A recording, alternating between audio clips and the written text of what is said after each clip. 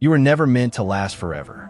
Not your body, not your memories, not even the voice that echoes inside your mind when you think. Everything you've ever been is slowly dissolving piece by piece. And that's not a tragedy. It's the most natural thing in the universe. It's strange, isn't it? How we build entire lives on borrowed time. How we chase permanence in a world that was designed to fade. You grow up believing you'll find something that lasts. Love, purpose, identity. But the truth is, nothing does. Everything you hold will eventually slip through your fingers. Everything you are will one day return to silence. But listen, before that silence comes, there is life. And life is fragile. That fragility is what makes it beautiful. Close your eyes for a moment. Think of the first memory you can recall. Maybe a smell, a sound, a voice calling your name. Somewhere deep inside that memory, you'll find a younger version of yourself, still untouched by time, still convinced that forever exists. You didn't know then how temporary everything was. You just lived. You didn't think about endings. You didn't think about goodbyes. You were simply here.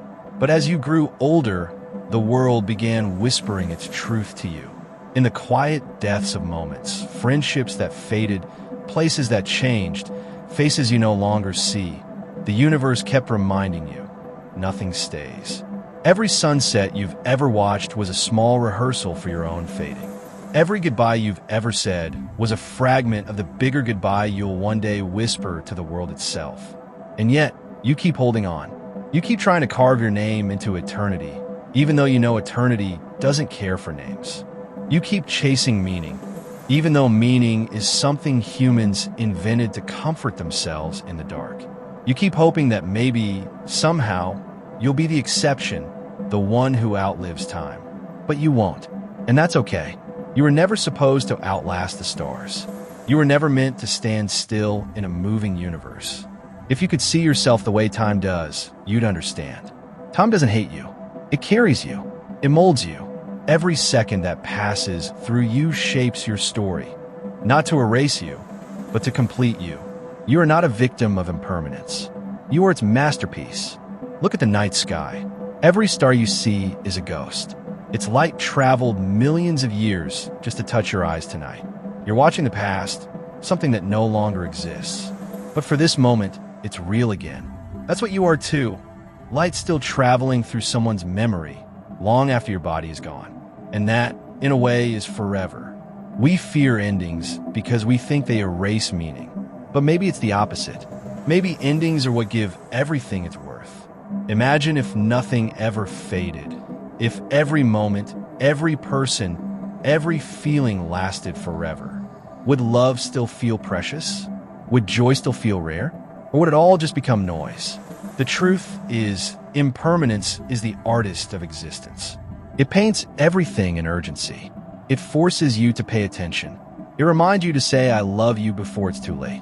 To look at the sky, not tomorrow, but now. To feel the wind against your skin and realize this, right here, will never happen again. And still, most people don't see it. They live as though time is infinite, as though they'll always have another chance, another morning, another apology left to make. But the clock doesn't stop, and the world doesn't wait. Every heartbeat is a countdown, not to your end, but to your becoming. You were never meant to last forever, because forever would make you forget how sacred now truly is. There's a strange peace in accepting this. When you stop fighting time, it stops feeling like an enemy. You start to see it as a companion, one that walks beside you quietly, hand in hand, leading you toward the unknown. You stop begging for more, and instead begin to notice what's already here. Listen to your breath right now. That sound, the small inhale, the gentle exhale, that's the sound of existence happening. It's the most ordinary miracle there is. You are alive in a moment that will never repeat. You are part of a story the universe has never told before and will never tell again. And even though it won't last, it matters that it's happening. That's the paradox of life. You must let go to truly live. You must die a little every day to your past selves, to your expectations, to your illusions of control, in order to be reborn into the truth of this moment. Because the only thing that lasts forever is change. So don't mourn the fact that you're fading. Don't fear the impermanence. Instead, hold it like a fragile flame. Let it remind you to live with tenderness, to love without ownership, to walk lightly, knowing you're just passing through, a brief echo in an endless symphony. You were never meant to last forever, but for now you're here, and that's enough. Somewhere between the moment you breathe in and the moment you let go, there exists a space, a quiet in-between. That's where the echoes live, the pieces of you that time can't quite erase. They linger, not in your body, but in the traces you leave behind. A laugh that someone remembers, a word that changed someone's direction, a kindness that made a stranger believe in goodness again. Those are your echoes, and long after your name fades, they'll keep moving softly, silently, through other people's lives. You see, nothing ever truly disappears. It just transforms. The love you give becomes memory. The pain you carry becomes strength. The time you lose becomes meaning. Everything you release eventually finds a place to rest, somewhere between what was and what will be. Close your eyes. Imagine walking through that in-between world. The air feels different there, heavier yet softer.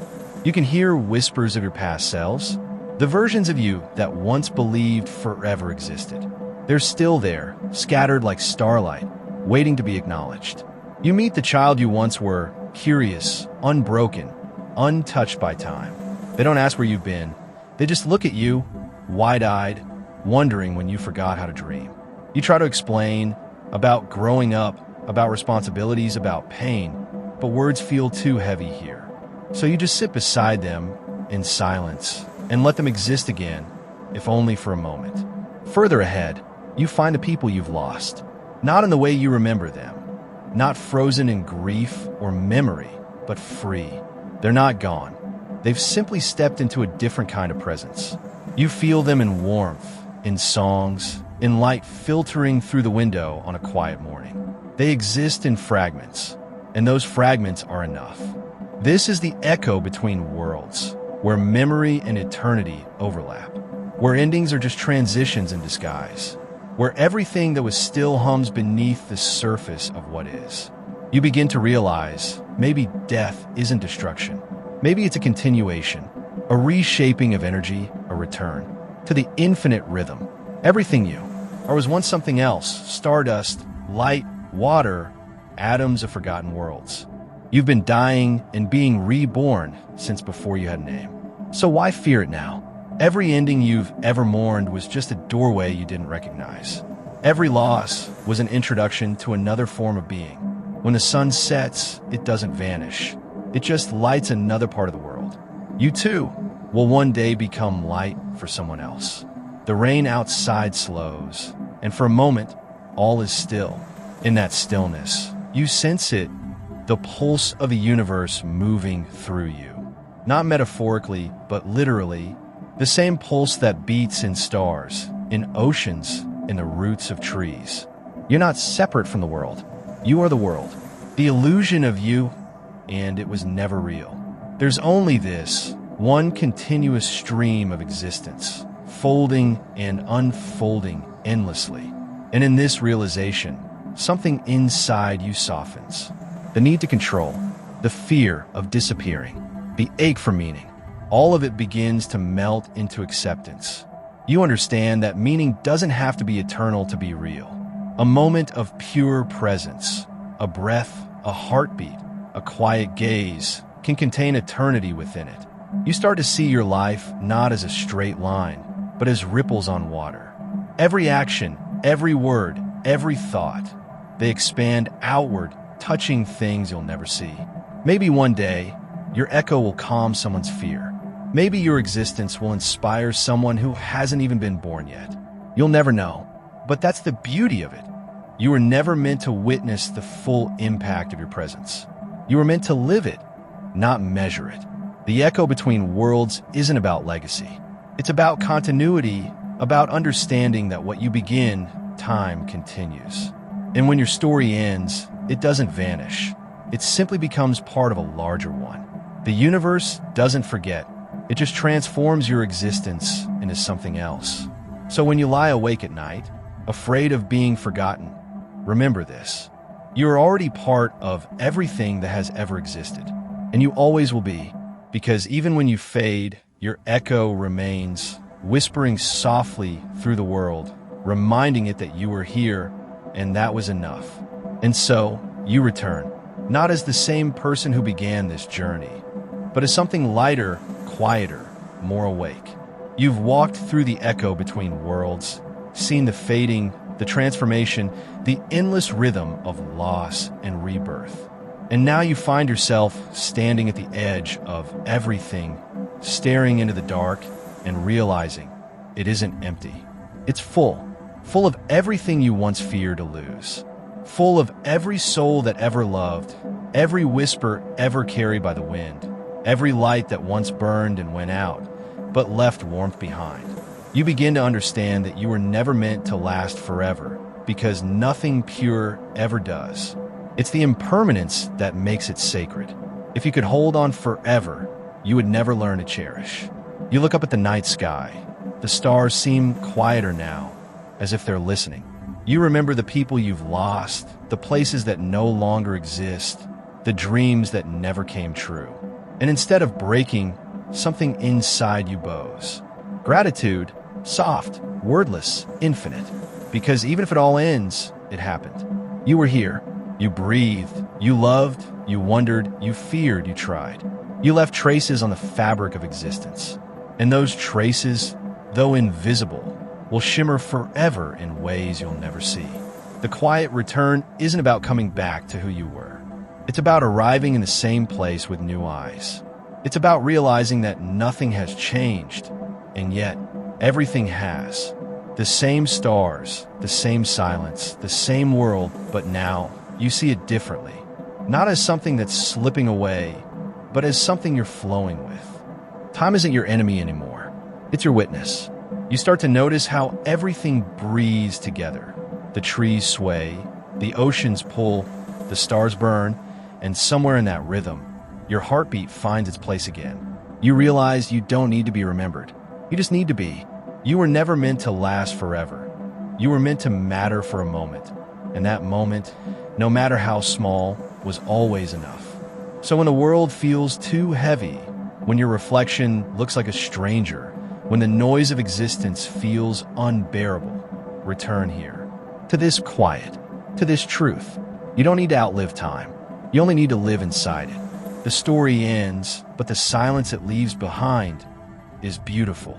Because somewhere beyond the sound, beyond the light, the universe exhales and carries your name softly through the dark. Not as something to remember, but as something that always was. If this voice found you tonight, stay.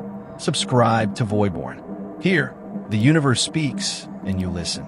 Every monologue is a journey through the dark, a reflection for the sleepless, a quiet reminder that even in the void, you are not alone. Until next time, rest easy, traveler.